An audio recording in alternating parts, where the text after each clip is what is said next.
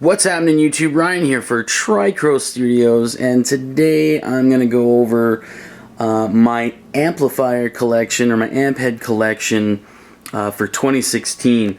Now, in the foreseeable future, I do not see myself getting another amp head unless it's the orange micro dark, just because I think it would look cool up here along with the other ones, and I kind of want to make a video on it just to see how it sounds. Anyway, so I do not think anything here will change. So let's take a look at right over here. I'll start here and kind of go this way or whatever. So first thing I want to look at is get this mic box out of the way. The Mesa Boogie Mark V. Now, Kevin swore to me up and down, oh my god, if you get a Mark V, you will, there's a measuring tape, you will never use a dual rectifier again. Now, I really like this. Doesn't mean I'll never use a dual rectifier again, but suffice it to say, I'm enjoying it a lot more than the dual rectifier head. This has reverb. It has tube reverb too, so it's very, very nice. Next up, as we can see kind of the reflection of the video lights there, is the dual rectifier 100 watt head. This is the 3-channel just 100 watt head, not the 3-channel that you can split to 50 watt that Kevin has. I'm not sure which one, still don't know which one that Chris has. Now we'll go down here, which is my JCM 2000, the DSL, the Dual Super Lead 50. This still gets more use than the JVM 410. It's just, I really like it. I think the deep button does a lot for it, but it gets really good crunch tones. Yeah, anyway. Then we have the JVM 410H, which has a lot of options to it, as you can kind of see here. Tons of knobs. Great amp head in its own right. Dave Mustaine uses it, and I'm going to see Megadeth. Yay! Now we have the EVH 5153. This just destroys a whole bunch of stuff. It is awesome. The moment that I plugged into it, I couldn't believe how good it was and how easy it was to get a really good sound. Shockingly good.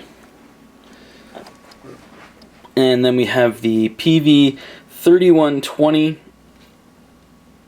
This may need a little bit of work to it, but it's a great amp head, and you can get some really good lead and kind of metal tones out of it. Next, we have the Blackstar HT20, so HT Studio 20 head. This is a little odd. You can get some good sounds out of it, that's for sure. But you can also fake a lot of good sounds out of it. Kind of a weird thing to say, but that's what I feel.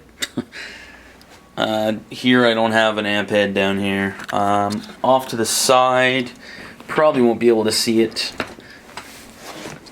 again. Yep, that was it. But here we have my Mesa Triaxis. I do not have a power amp, but I use a few things with it out of the recording out, and it's one of the only things that I will DI, and I'll be able to get a good sound out of it. I am still waiting for 290, but I have to have more money to be able to get that. Okay, so we'll get out of here, and now we'll go and take a look at the Orange Dark Terror. Take a look at Kevin's video on that. It's a great amp head. The Orange Dual Terror, the Orange Tiny Terror, and the Orange Micro Terror. And down here I have all of the foot switches for it, along with a Ground Control Pro that I really should dust off. And a Morley Bad Horsey 2. So along with all these, I like to keep some of my mics handy.